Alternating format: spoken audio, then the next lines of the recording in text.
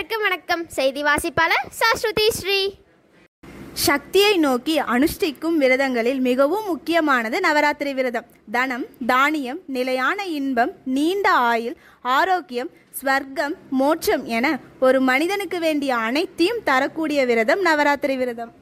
இந்த நவராத்திரி விழாவானது எம் பள்ளியிலும் கோலாகலமாக கொண்டாடி கொண்டிருக்கிறோம். நவராத்திரியின் முதல் நாளிலிருந்து இன்று வரை ஒவ்வொரு நாளும் அம்மனுக்கு நெய்வேத்தியங்கள் படைக்கப்பட்டு சிறப்பான பூஜைகள் நடைபெற்று கொண்டிருக்கின்றன.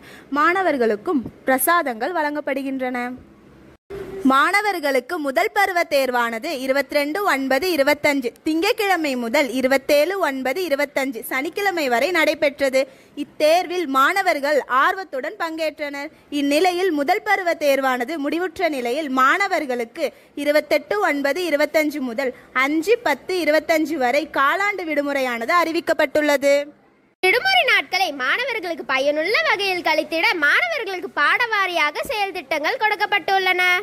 மாணவர்கள் எவ்வாறு விடுமுறைகளை பாதுகாப்பாக இருக்க வேண்டும் என்பது பற்றியும், தங்கள் வீட்டில் செய்யும் சிறு சிறு வேலைகளை வீடியோவாக எடுத்து அதை வகுப்பாசிரியர்களுக்கு அனுப்ப வேண்டும் எனவும் பள்ளி முதல்வர் மாணவர்களுக்கு அறிவுறுத்தினார்.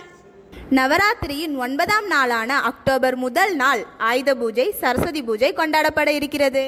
கல்வி கடவுள் என வணங்கப்படும் சரஸ்வதி தேவி அனைத்திற்கும் மூலாதாரமாக திகழ்கிறார். எந்த ஒரு செயலையும் செய்வதற்கான அறிவு, சாதுரியம், ஞானம், திறமை உள்ளிட்டவற்றை வழங்கக்கூடியவர் அன்னை சரஸ்வதி. ஆயுத பூஜை அன்று மக்கள் தங்கள் தொழில் தொடர்பான கருவிகள், புத்தகங்கள், வாகனங்கள் போன்ற அனைத்து பொருட்களையும் வழிபடுவார்.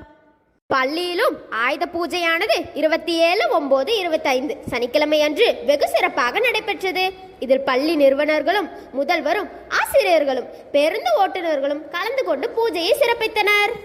அதனைத் தொடர்ந்து நவராத்திரியின் 10வது நாளான தசமி அன்று விஜயதசமியானது கொண்டாடப்படுகிறது.